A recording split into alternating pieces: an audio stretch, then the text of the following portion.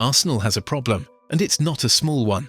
Kai Havertz, a key piece in the attacking midfield, gets injured at a decisive moment of the season and leaves a huge gap in chance creation. Without him, the team loses late runs into the box, goals, and a vital support for Ødegaard.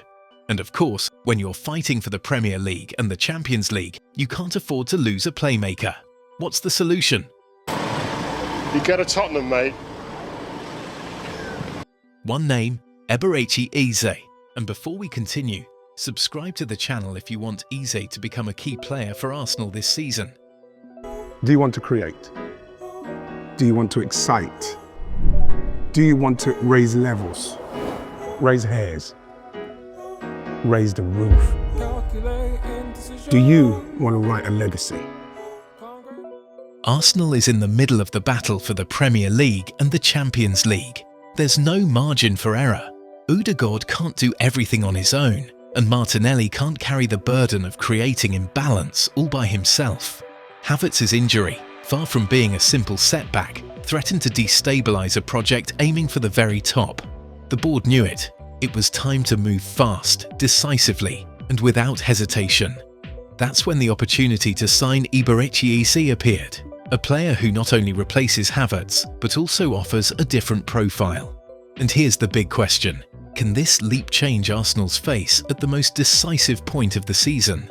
Eze arrives from Crystal Palace, where he was the absolute star of the team. We're not talking about just any player. He was the offensive engine, the one who dribbled the most, generated the most danger, and was among the top scorers. For bigger things, and I love my Palace, but if he goes to Arsenal, he will flourish and he'll gain more England caps. He wasn't a good fit for Spurs, but I think Arsenal is a much better fit. In other words, a footballer who carried the team on his back. It was a very disappointing weekend, obviously. In the previous 15 games, so we have won 10 and draw 5, exactly the same as Liverpool, with exactly the same goal difference, which is plus 23. So we've been extremely consistent for the last 3.5 months, considering everything that we've been through, and we have generated that momentum. And it was that weekend where we have to do what we have to do again, once more, nothing different to the previous 15, and we got that defeat. And on top of that, they win. So when you are trying to build that momentum, and we put in so much into it, especially with the circumstances that we have, it was a very hard one to take. The reality is there's so many games to play. His profile is gold for Arteta, a creative attacking midfielder with the ability to also play as a left winger. That versatility gives Arsenal massive tactical flexibility. And the best part? This isn't an improvised signing or a short-term fix.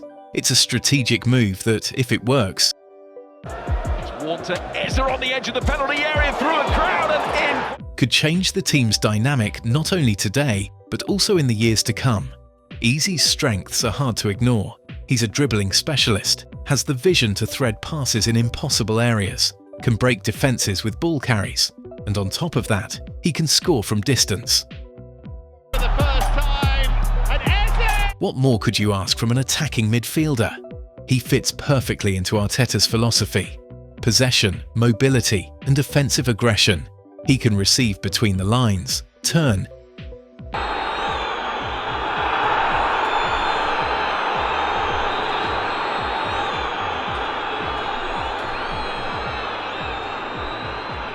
and take on defenders in the blink of an eye. And if you add Martinelli and Saka's talent to the mix, the result is a trio that... Well, look, today is a great day to be an Arsenal supporter. I mean, they have pulled off a real transfer coup, because Eberechi Eze was on his way to Tottenham, but at the last minute, Arsenal decided to match Spurs' offer. Also, it's very important that the player himself, growing up, he was an Arsenal supporter. He's always wanted to play for Arsenal, so his wish was very important in this as well. But Arsenal moved at the 11th hour, matched Spurs' bid, 60 million plus around 7.5 million in add-ons. could terrify any defence in Europe. Are we talking about the most explosive attack in the Premier League? The numbers don't lie. At Palace, he was the leader in completed dribbles, scored over 10 goals in the Premier League, There's a bit of space to try and get it across, and Eze's there! and was responsible for a huge portion of his team's attacking progressions. In other words, every ball that went through his feet carried danger. Right. Also, Munoz to drill it! Compared to Havertz, Eze offers something very different. More individual dribbling, more speed in tight spaces, Accelerate away from Sabozlai, supported by Gyökeres. and the ability to create plays out of nothing.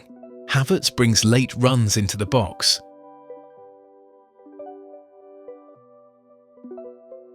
but he doesn't have that one-on-one explosiveness or the spark to unlock tight games. And we all know Arsenal has struggled in those matches where the ball just refuses to go in.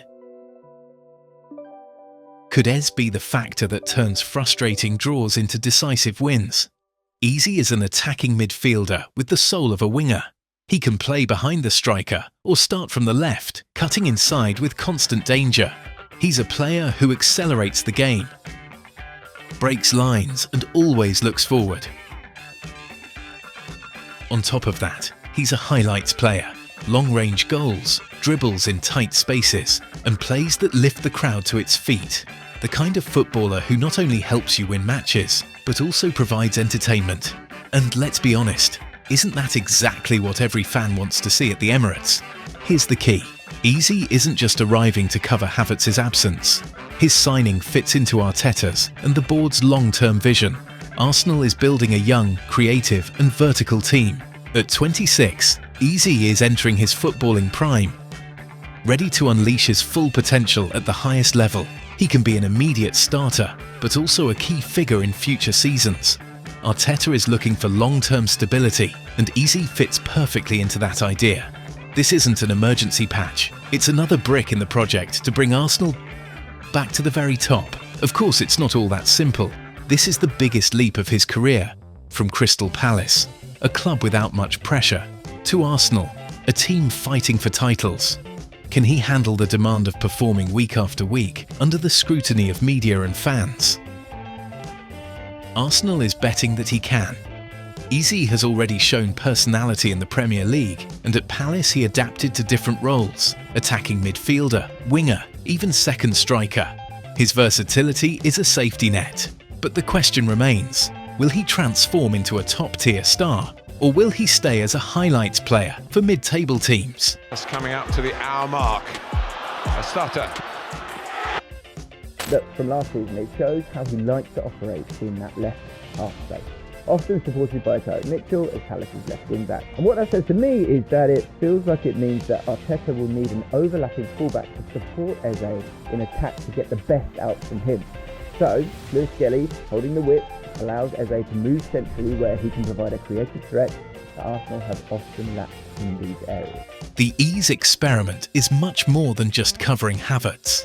It's a chance to inject spark, creativity, and goals into Arsenal's attack at the most decisive moment of the season.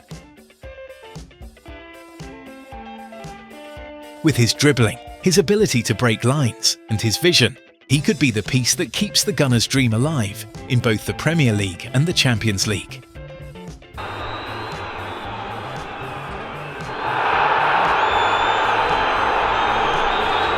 The real question isn't whether he'll deliver. The question is, how much can he elevate Arsenal? And now I'll leave it to you. Will Eze be remembered as the new Alexis Sanchez, who defined an era? Or will he end up being more of a TikTok player than a real star? Drop it in the comments and don't forget to subscribe. This debate is about to get good.